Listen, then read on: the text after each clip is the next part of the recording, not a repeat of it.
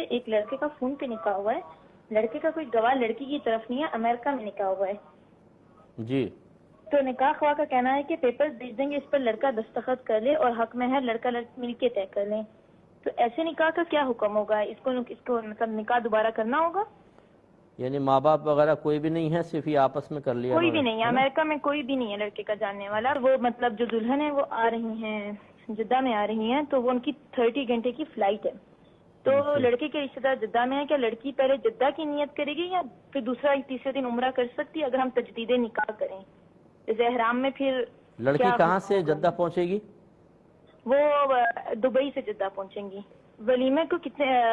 کتنے دن بعد کر سکتے ہیں؟ جیسے نکاح کے 8-10 دن بعد، جیسے سنا ہے کہ میاں بیوی کا جب تک میلاپ نہیں ہوتا تو ولیمہ نہیں ہوتا۔ تو یہ ایک انہوں نے پوچھا کہ لڑکا امریکہ میں ہے، لڑکی جو ہے وہ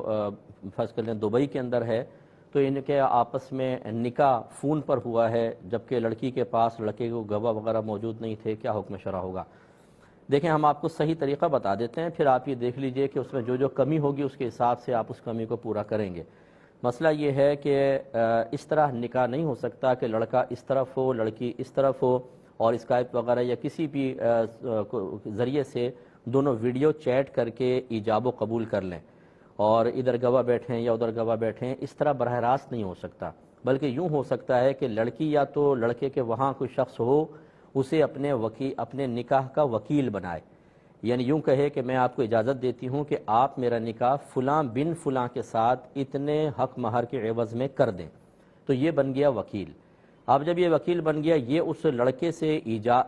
قبول کروائے گا 2 گواہوں کی موجودگی میں، یہ ضروری ہے،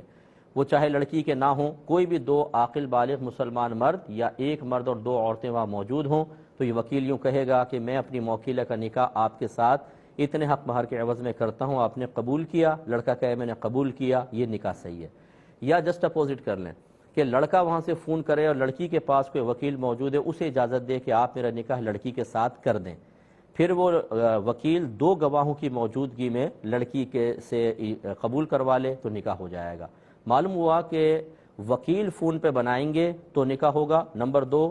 جہاں وکیل ایجاب کر رہا ہے وہاں بس 2 گواہ چاہیے، چاہے جانب مخالف 2 گواہ ہوں یا نہ ہوں۔ اگر یہ نکاح اس طرح ہوا ہے تو ٹھیک ہے، اگر اس طرح نہیں ہوا تو پھر یہ نکاح صحیح نہیں ہے، دوبارہ کریں۔ دوسرے انہوں نے پوچھا کہ یہ دلہن جو ہے وہ دبئی سے فرض کر لیں کہ جدہ آئے گی اور وہاں پر پھر ہم دوبارہ تجدید نکاح کر لیں، اور پھر کیا وہ عمرہ کرے گی یا نہیں کرے گی یا کرنا چاہے وغیرہ۔ دیکھیں مسئلہ یہ ہے کہ یہ دیکھ لیجئے کہ دبئی اور جدہ کے درمیان اگر میقات آتی ہے تو لازم سی بات ہے کہ پھر لڑکی حالت احرام میں ہی آگے جا سکتی ہے، اگر احرام نہیں باندھے گی حج کا یا عمرے کا تو اس پر دم لازم ہو جائے گا، تو لہٰذا یہ جدہ آئے احرام باندھ کر اور پھر وہاں سے جا کر وہ عمرہ کرے، یہ ٹھیک ہے۔ اور اگر بیچ میں میقات نہ ہو فرض کر لیں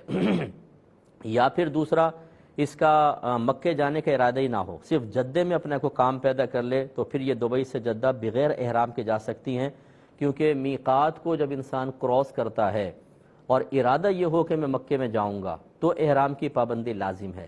لیکن اگر ایسا نہیں ہے بلکہ حدود حرم سے باہر کہیں جانے کا ارادہ ہو، جیسے یہ جدہ حدود حرم سے باہر ہے، ڈائریکٹ مکے جانے کا ارادہ نہ ہو، تو پھر میقات سے چاہے گزریں احرام کی پابندی لازم نہیں ہوتی۔ تو یہ اگر بچی اسی طرح کر لے کہ فرض کر لے کہ جدہ میں کوئی کام ہے، جیسے آپ نکاح کا کہہ رہے ہیں، پھر جدہ میں نکاح کرنا ہے، بس آگے کا ارادہ کچھ بھی نہ کریں، تو بغیر احرام کی پابندی کے یہ جدہ پہنچ جائیں، پھر یہ نکاح وغیرہ کرنے کے بعد اب اگر چاہیں عمرہ کرنا تو وہاں سے پھر ارادہ کر کے احرام پہن کر مکہ آ جائیں اور عمرہ ادا کر لیا جائے۔ تیسرا انہوں نے پوچھا کہ یہ ولیمہ کتنے دنوں کے بعد کرنا چاہیے؟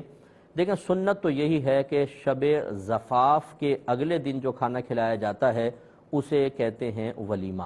اور شب زفاف آپ سمجھ رہے ہیں کہ فرسٹ نائٹ جو ہے اس میں باقاعدہ جسمانی تعلق قائم ہو، پھر اس کے بعد جو کھانا کھلایا جاتا ہے ولیمہ ہے، یہ ہے سنت۔ لیکن اگر کوئی دوسرے دن نہیں کھلا سکا تو تیسرے چوتھے دن بھی کرے گا تو ولیمے کی سنت ادا ہوگی، لیکن صحیح جو نبی کریم صلی اللہ علیہ وسلم سے منقول طریقہ ہے وہ یہی ہے کہ اگلے دن جو کھانا کھلایا جاتا ہے اس کو ولیمہ کہتے ہیں۔